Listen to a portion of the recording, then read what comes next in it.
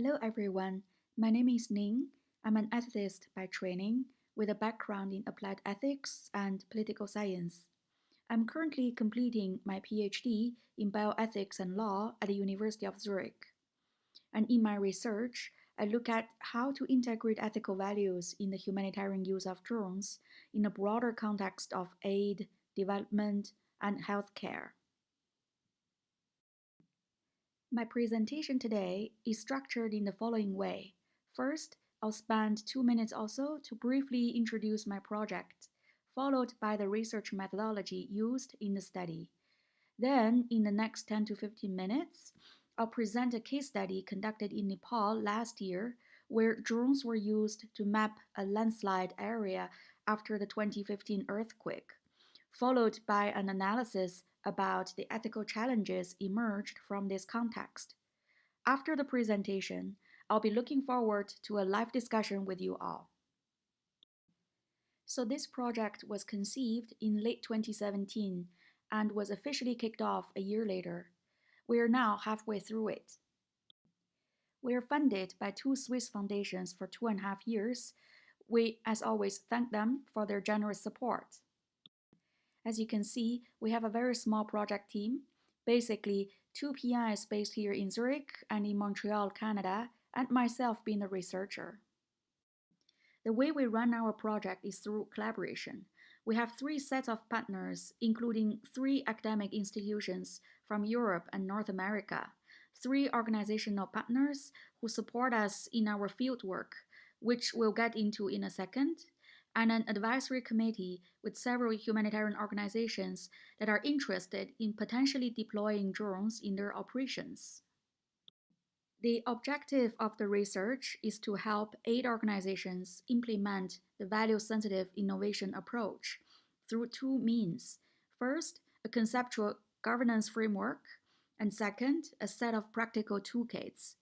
The way we develop these tools is through empirical case studies. Specifically, I collect qualitative data through semi-structured interviews in the field, and then we draw normative analysis from the data. Based on the existing practices in the field, we designed three case studies. Each one focuses on a specific use case of drones, such as mapping, cargo delivery, or with multiple purposes. As you can see from this slide, these case studies also reflect a diversity of geographic, cultural, and socioeconomic conditions in which drones are being deployed. So this is a brief background about where this project comes from. Now, I bet you're secretly wondering at this point, what is the problem? And let me assure you that you're not alone. Typically, when I tell people that I study the ethics of the good drones, they scratch their heads. So let me quickly walk you through the phenomenon of the humanitarian drone rise, starting from humanitarian technology. Actually, humanitarian technology is not new to us. As you may recall, in the last decades also, solar panels were broadly introduced in Africa and Latin America to address the energy access issue. In the public health domain, mobile phones were rapidly deployed to implement e-health and m-health programs across the developing world. In recent years, biometric information like fingerprints and iris scans started to be collected in refugee camps when food and other aid supplies were provided to them. And as the focus of my own research, drones are being increasingly adopted by international organizations with various applications, such as search and rescue mapping, medical cargo delivery, post-disaster radio tower, distribution of genetically modified mosquitoes to fight malaria, Zika, and other vector-borne infectious diseases. And even in the COVID pandemic, as you probably have noticed, drones again made headlines. Echoing the emergence of humanitarian technology, humanitarian innovation also became a popular rhetoric, appeared in many stakeholders' agendas. For instance, we had the so-called digital humanitarian movement, where every citizen was encouraged to participate in crisis mapping. We had earmarked funds dedicated to humanitarian innovation and international conferences in the name of humanitarian technology. We started to see more and more mainstreamed media platforms featuring life-saving drones, and self-made public speakers started to share success stories around the world. Scholars as well quickly joined the debate, writing articles and books on the good drone, and grassroots organizations volunteered to develop a code of conduct on ethically operating the good drones. Last but not least, you have researchers like myself spending 3 years good time tossing around the notion of value sensitive innovation and what it means to the global humanitarian sector. So, what is really going on behind all this?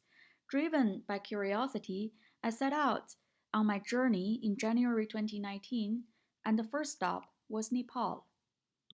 As you probably recall, in April 2015, Nepal was hit by a disastrous earthquake with a magnitude of 7.8 and several continued aftershocks.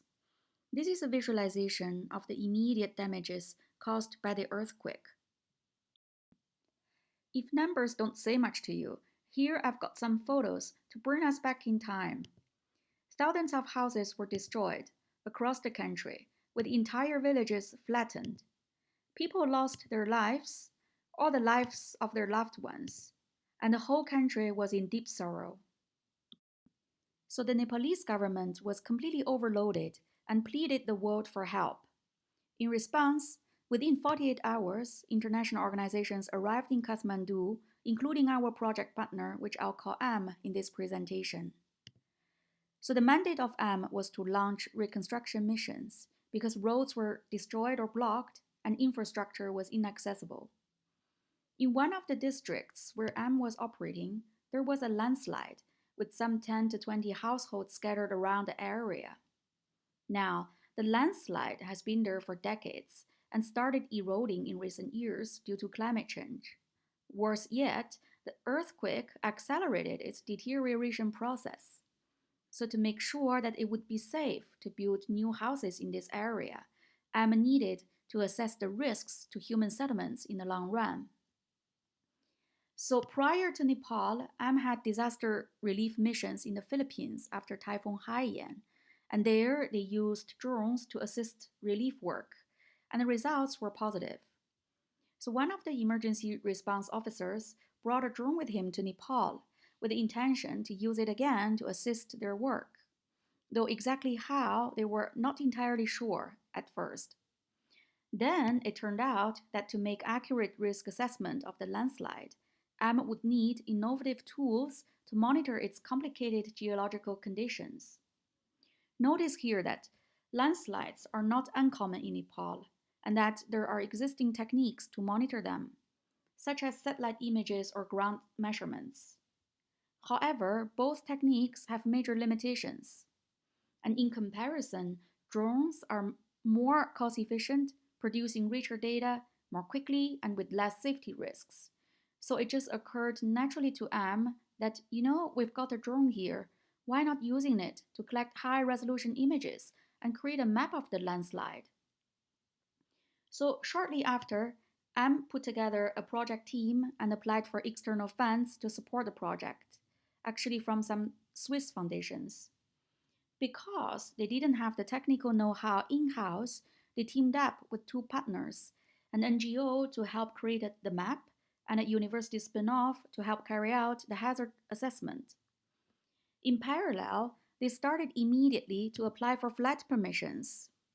Now, after the earthquake, Nepal implemented very strict regulations for civilian use of drones.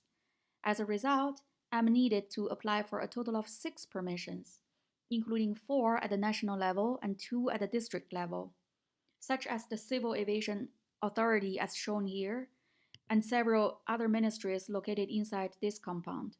Finally, it took AM 3 months to clear all the regulatory requirements, and they got the green light to fly. Here are some photos I took during my field work. I spent 2 days visiting the community living by the landslide. I remember it was mountains after mountains. At some point, it wasn't even road anymore. And it took us a whole day driving from Kathmandu only to reach the town center of the area. and only the next noon we arrived at the landslide.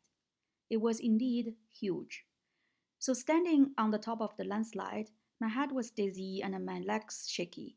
I reminded myself that back after the earthquake, this was the environment in which the drone project was conducted. As for the community, the villagers live a very simple life. They didn't seem to do much other than just hanging around chatting to each other. You may have noticed here that the villagers are mostly women, children, and the elderly. This is because all the young men were working in the cities to basically bring food back and feed their families. So when Am first arrived in the village, they did the so-called community sensitization, which is a standard process for aid organizations operating in local communities. For example, they held information sessions to help the villagers to understand what a drone is and how and why they wanted to use the drone. They also asked for consent from the community leaders, although verbally, and got it. So, long story short, M launched several drone flights over the landslide, collected images they needed, created a 3D map, and carried out hazard analysis. In terms of data management, the core data was stored with M because they were the official owner of the datasets. But in practice, the two project partners and the local government also had access to the data. The main conclusion of the technical report suggested that to effectively manage the landslide, more research must be done, meaning that more data was needed and therefore more funds. However, M never really had earmarked funds for the drone project in the first place, and so as they ran out of money about a year later, they had to close the project. And for the villagers, they didn't seem to have been bothered. I guess for them, life moves on and they keep living on hope, as they told me so many times during my interviews. So, this is the Nepal story, and like a few other post disaster relief cases, Nepal has been depicted as a success story by many aid organizations and popular media.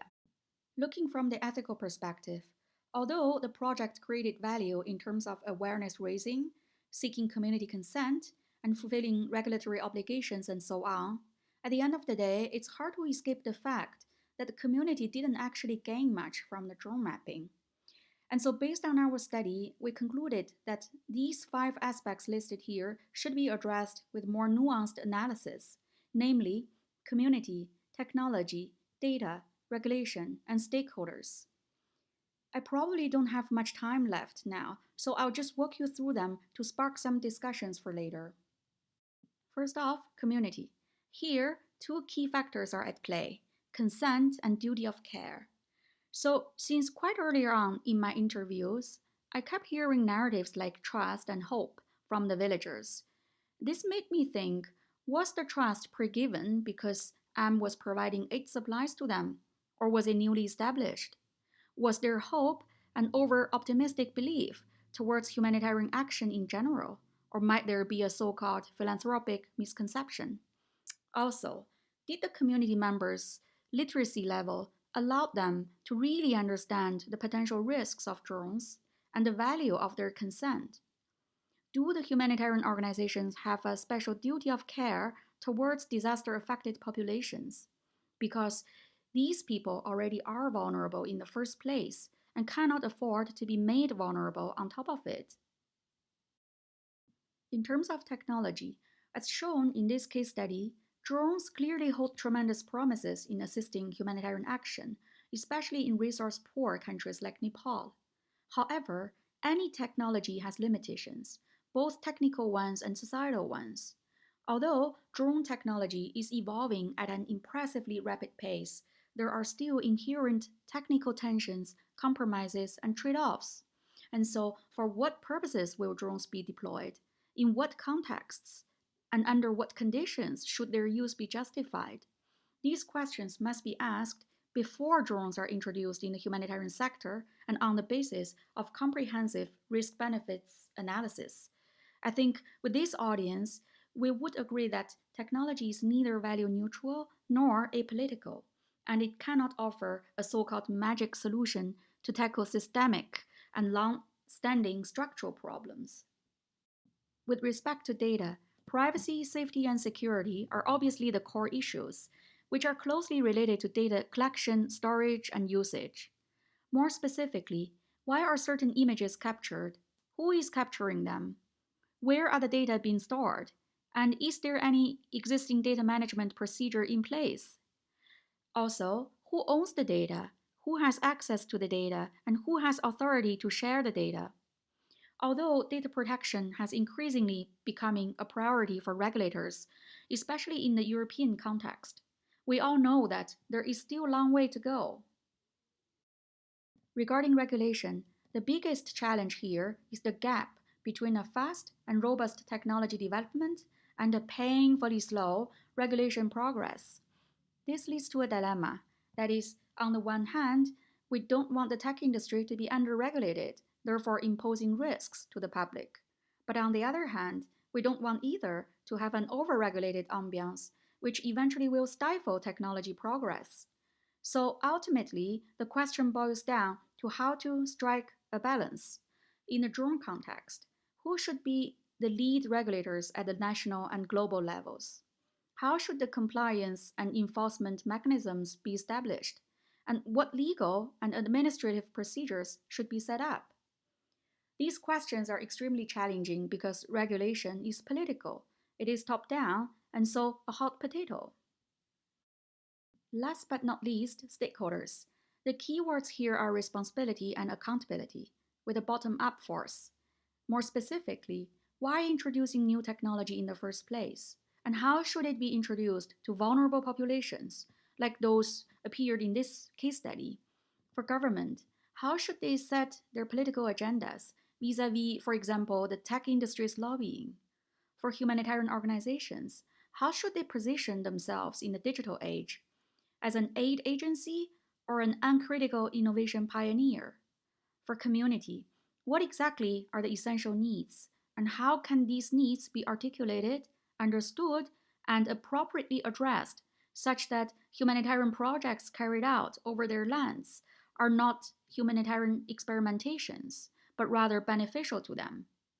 These are all fundamental questions to be asked, and I hope now to discuss some of them with you during the Q&A session.